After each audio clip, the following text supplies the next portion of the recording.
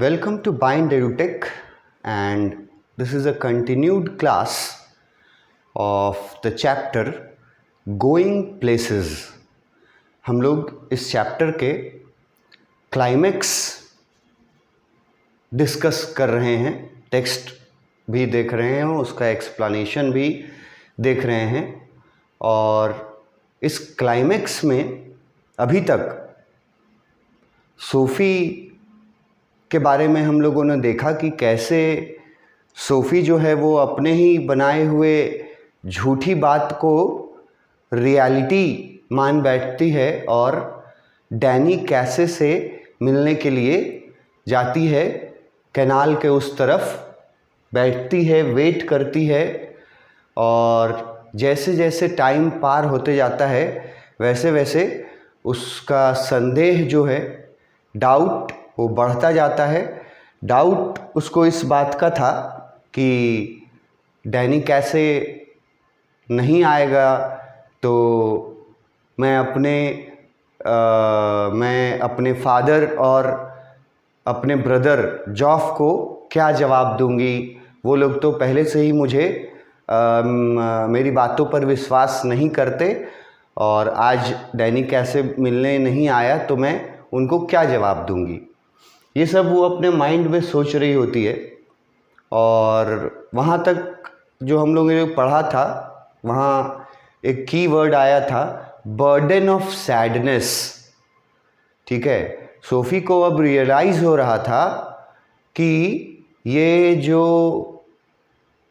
Unreal dreams देखने का नतीजा है, जो अनरियल ड्रीम्स देख करके और उसको फिर रियलिटी समझ लेना और फिर उसी में जीने लगना, ये जो है, ये इसका एंडिंग जो है वो डिसअपॉइंटमेंट और सैडनेस के बर्डन के रूप में होता है। और क्लियरली लिखा है कि सोफ़ी भी ये सोच करके बहुत उदास थी कि उसको इस बर्डन के साथ ज़िंदगी भर जीना पड़ेगा और वो उन लोगों को गलत साबित नहीं कर पाएगी जो लोग पहले से ही उस पर डाउट करते हैं।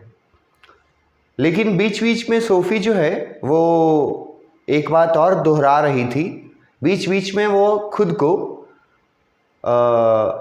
सांत्वना दे रही थी, खुद को कंसोल कर रही थी, ये बोल करके कि जाने दो, लोग क्या सोचते हैं इस पर मेरा कंट्रोल तो नहीं है।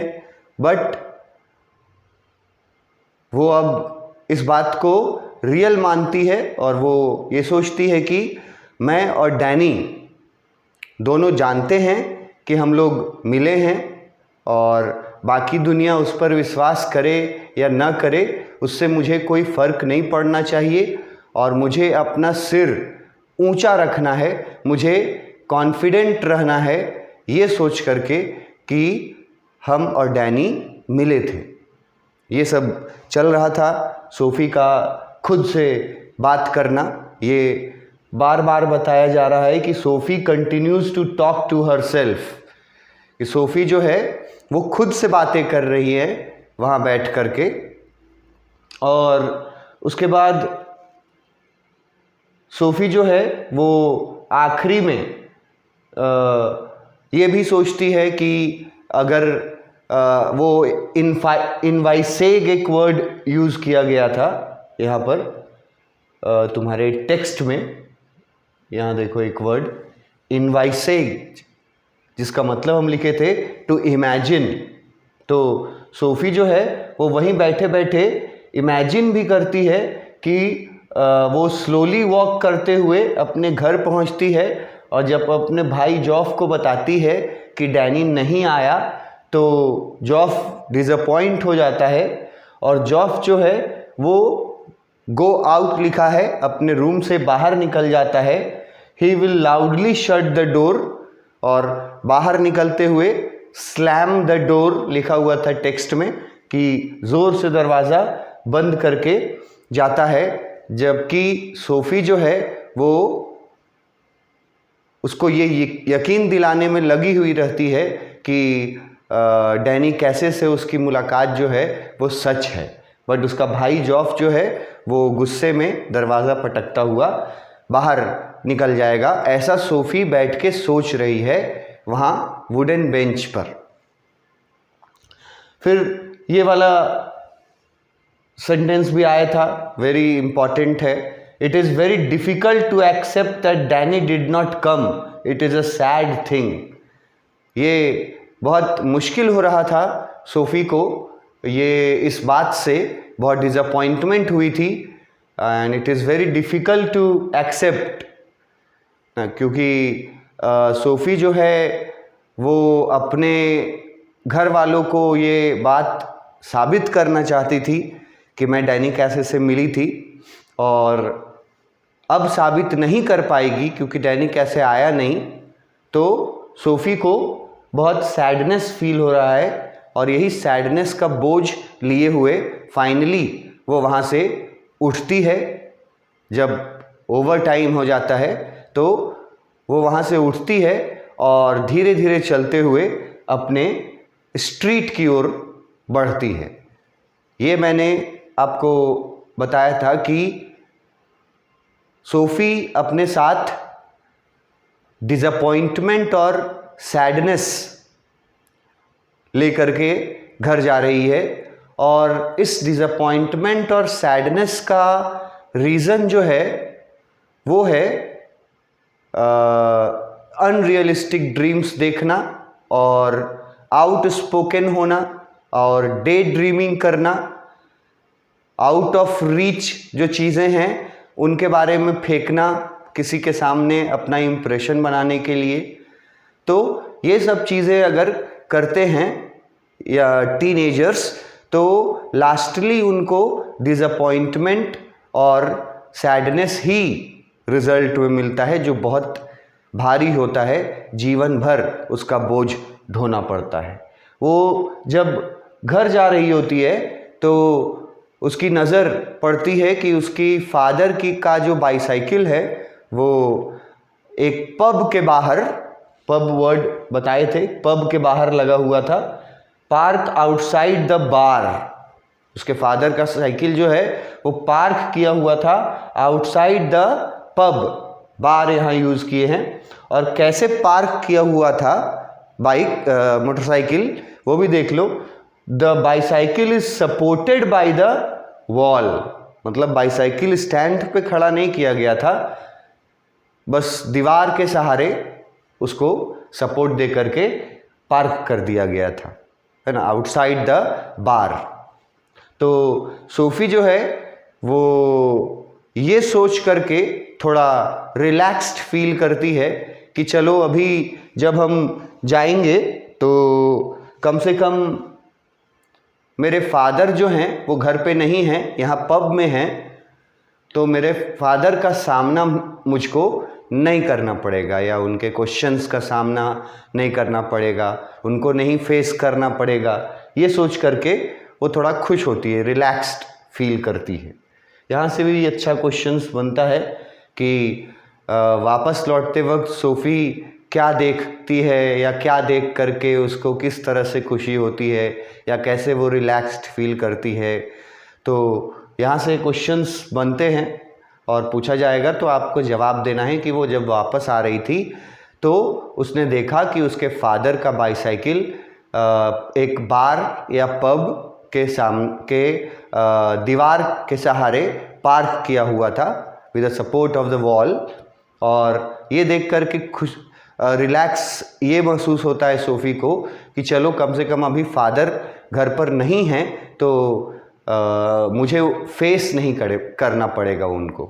ये सोच करके वो रिलैक्स महसूस करती है, तो उसी को हैप्पी बताया है। She is happy to note that, ये वाला चीज़ फादर का बाईसाइकिल को देख करके उसको हैप्पीनेस हुआ, because when she reaches home she will not meet her father, कि जब वो घर पहुंचेगी तो उसको अपने फादर का सामना नहीं करना पड़ेगा। ये सोच करके थोड़ा रिलैक्स्ड महसूस होता है उसको।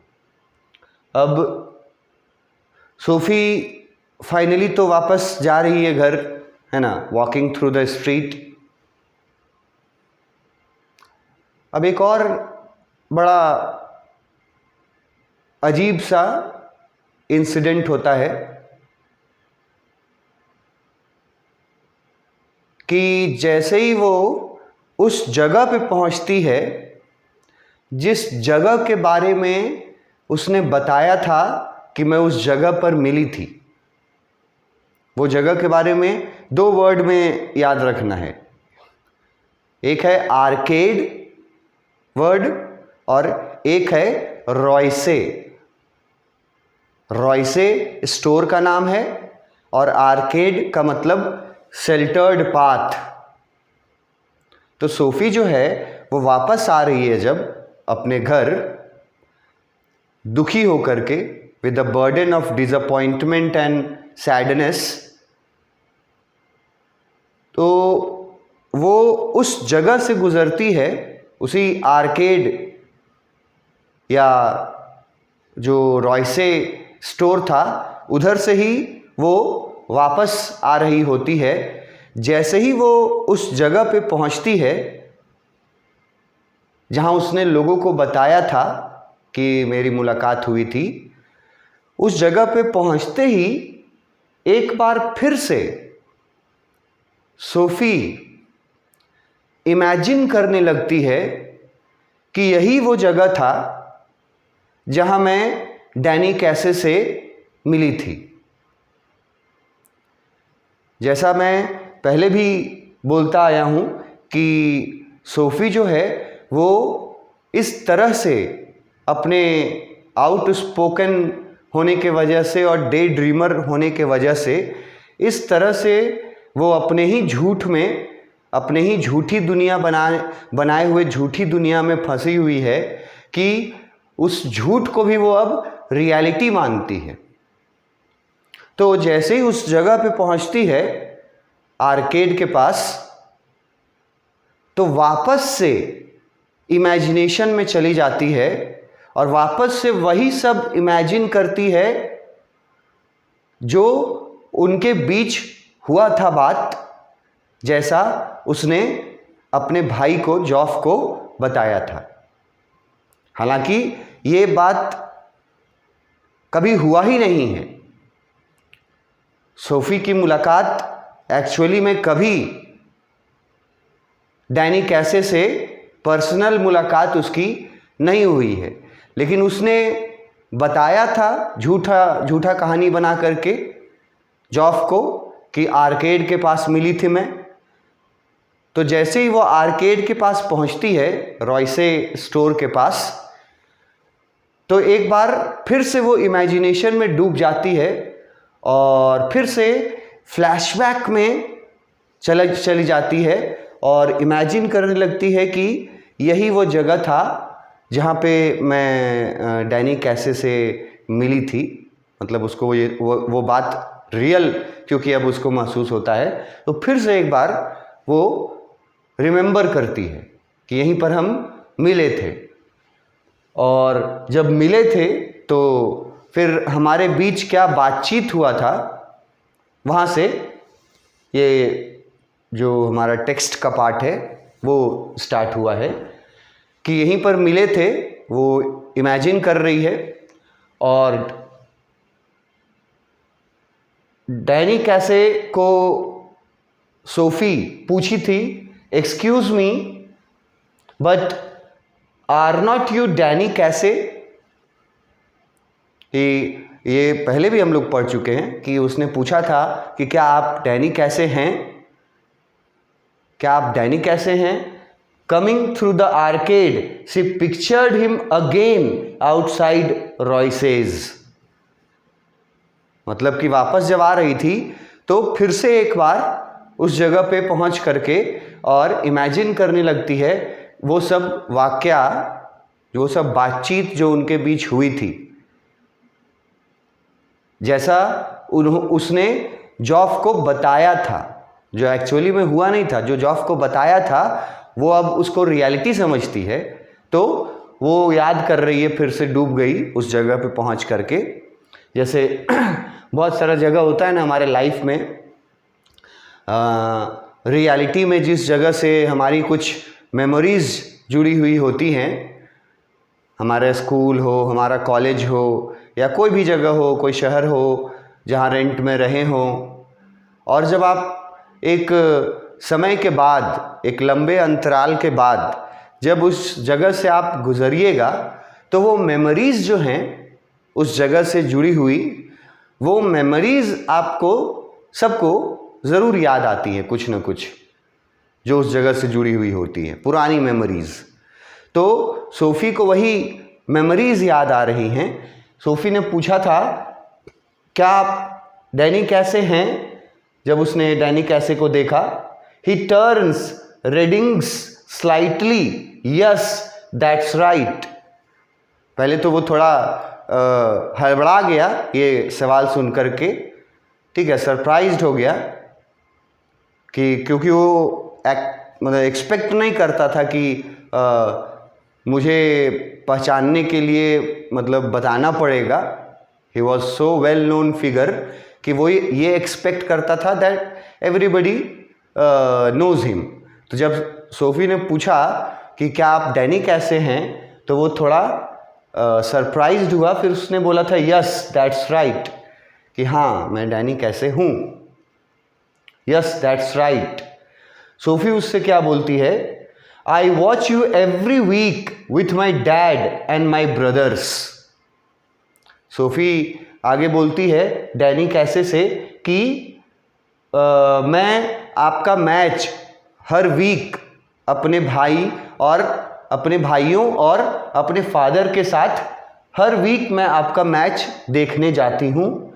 We think you are great, और हम लोग सब कोई का ये मानना है कि आप एक ग्रेट प्लेयर हो। We really admire you.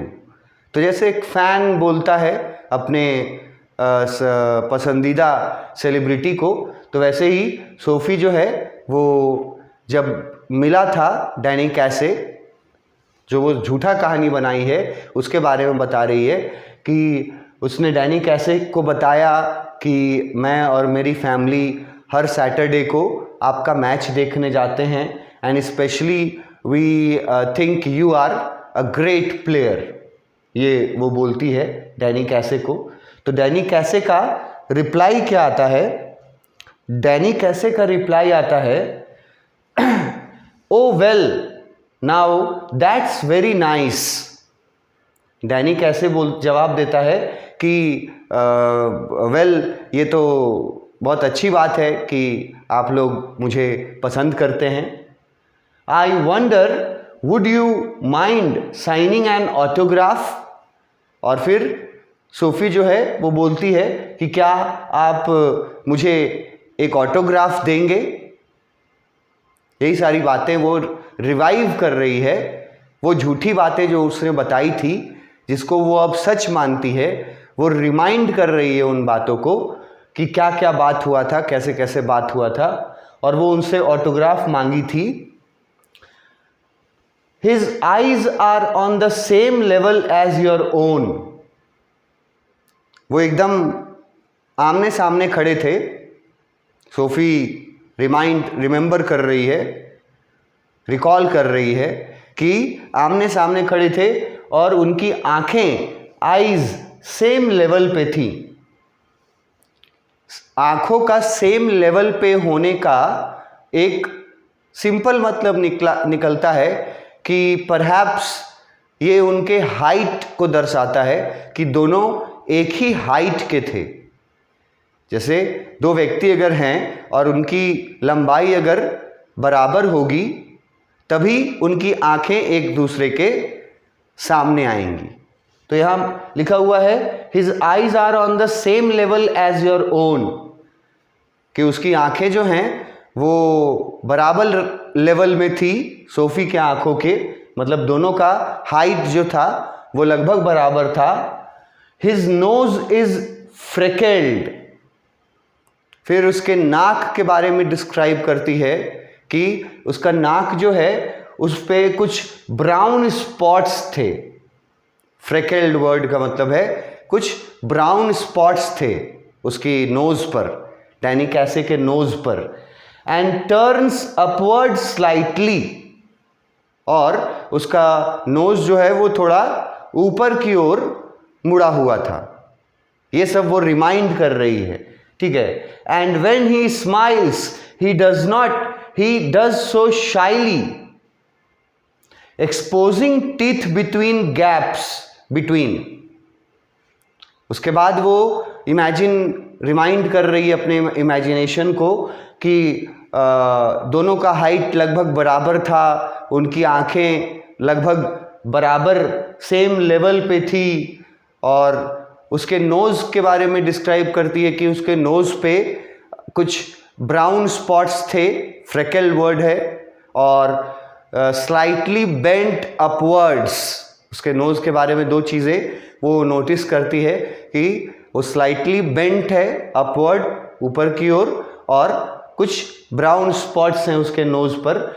फिर उसके स्माइल के बारे में याद आता है उसको कि वो बहुत जेंटल तरीके से उसका स्माइल था, और जब वो स्माइल करता था तो उसके टीथ जो हैं वो विजिबल होते थे। जब वो स्माइल करता था तो उसके दांत जो हैं वो दिखाई देते थे। His eyes are green eyes, पहले भी बता चुके हैं। And when he looks straight at you, they seem to shimmer. उसकी ग्रीन आइज थी, पहले भी एक बार पढ़े हम लोग, जेंटल आइज थी, और यहां लिखा हुआ है when he look straight at you, कि जब वो सीधा अपनी आंखों से आपकी आंखों में देखता है तो उसकी आंखें they seem to shimmer. Shimmer word use किया है टेक्स्ट में, जिसका मतलब है शाइनिंग, या एक और वर्ड है ट्विंकलिंग, जैसे स्टार ट्विंकल करते हैं ना, स्टार शाइन करते हैं, वो शिमर वर्ड है कि उसकी आंखों में एक चमक था, ठीक है। ग्रीन आइज, जेंटल आइज, और जब वो आपको देखता है तो आपको उसकी आंखों में एक शाइन नजर आता है, शिमर नजर आता है।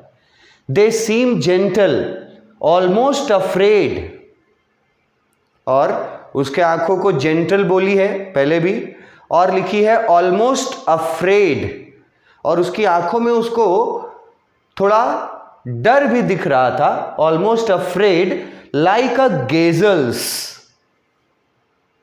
ये गेजल वर्ड भी पहले भी आ चुका है, जो लोग देखे होंगे उनको पता होगा। मैंने उस समय बताया था कि गेजल जो है वो हिरन का एक प्रजाति है, हिरन जैसा ही दिखने वाला।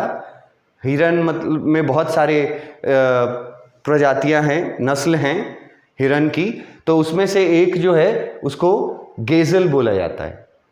और हिरन की आंखों से कंपेयर किया है डैनी कैसे की आंखों को, हिरन की आंखों से कंपेयर किया है डैनी कैसे की आंखों को। क्यों?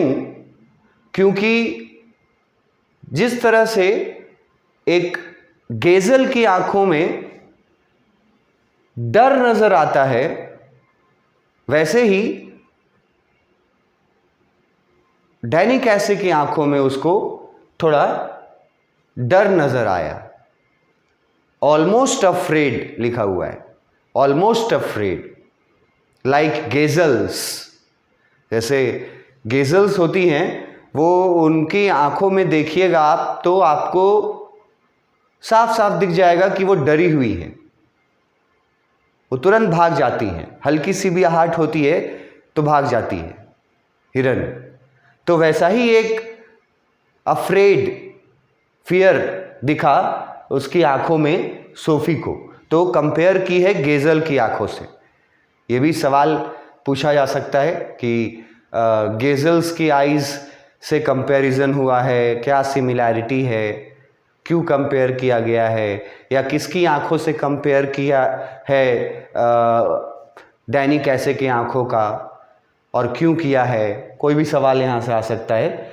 तो गेजल की आंखों में जिस तरह से डर नज़र आता है, वैसा ही एक डर सोफी को नज़र आ रहा था डैनी कैसे के आंखों में, इसीलिए उसने गेजल्स आई लिखा है।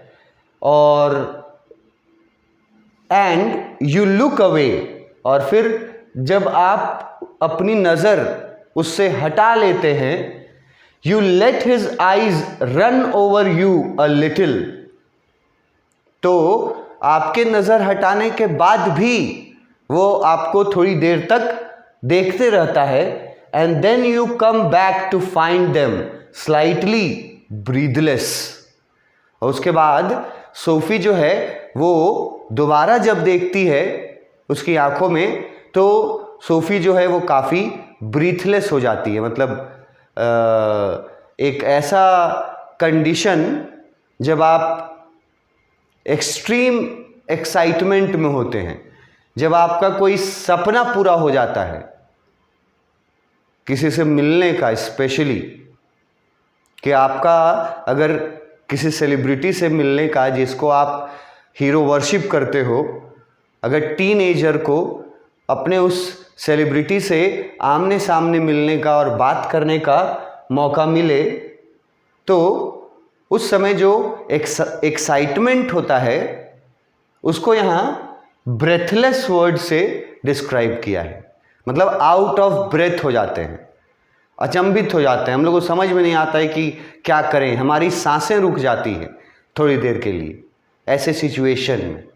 तो ये वर्ड ब्रेथलेस वर्ड जो है वो बताता है कि सोफ़ी जब डैनी कैसे सोफ़ी को देख रहा था, दोनों की आंखें एक लेवल पे थीं और डैनी कैसे की आंखों में एक चमक दिखाई देता है सोफ़ी को। फिर सोफ़ी अपनी नज़रें हटा लेती हैं डैनी कैसे से, उसके बाद भी थोड़ी देर तक डैनी कैसे उसको देखते रहता है, और वापस जब सोफ़ी डैनी कैसे को देखती है तो सोफ़ी जो है वो ब्रेथलेस हो जाती है, आउट ऑफ ब्रेथ हो जाती है, मतलब एक्साइटमेंट में आउट ऑफ ब्रेथ हो जाती है, ये लिखा हुआ है। ठीक है, तो ये सोफ़ी जो है ये कर क्या रही है, ये इतना डिस्क्रिप्शन जो दे रही है, ये कहाँ खड़ी होकर के दे रही है और क्या कर रही है, ये वो वापस आते वक्त इमेजिन कर रही है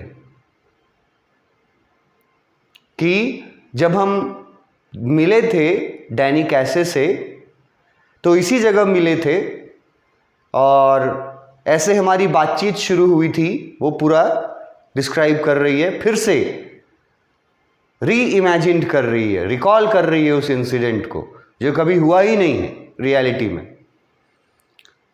आंखों को सेम लेवल में बताना, उसके स्माइल के बारे में बताती है, ठीक है, आंखों में शाइन के बारे में बताती है, और फिर बताती है कि एक्साइटमेंट में वो आउट ऑफ ब्रेथ हो जाती है उससे आंखें मिलाने के बाद। ये सोफ़ी डिस्क्राइब करती है, री इमेजिन करती है उस जगह पे पहुंच करके जहां उसने लोगों को झूठा बोला था कि मैं यहीं पर मिली थी डैनी कैसे से। तो इसका एक्सप्लेनेशन देख लो एक बार। सोफ़ी फिर से इमेजिन करने लगती है, वो देखती है कि डैनी कैसे जो है वो आर्केड से निकला है, रॉयसे के बाहर आर्केड से निकला है डैनी कैसे। वो उससे पूछती है कि क्या वो डैनी कैसे है, वो रिप्लाई करता है। सोफ़ी कंटिन्यूज हर इमेजिनेशन, सोफ़ी अपना इमेजिनेशन कंटिन्यू करती है। सोफ़ी उसको बताती है कि वो अपने फादर और ब्रदर के साथ हर वीक उसका मैच देखने जाती है, ठीक है, और वो सभी लोग ये मानते हैं that he is a great player, ये बताती है। और डैनी रिप्लाई देता है it was so nice of them, कि ये उनका वो बहुत आभारी है कि वो उसको एक अच्छा प्लेयर मानते हैं, और उसके बाद वो उससे ऑटोग्राफ मांगती है, ठीक है। फिर लिखते हैं सोफ़ी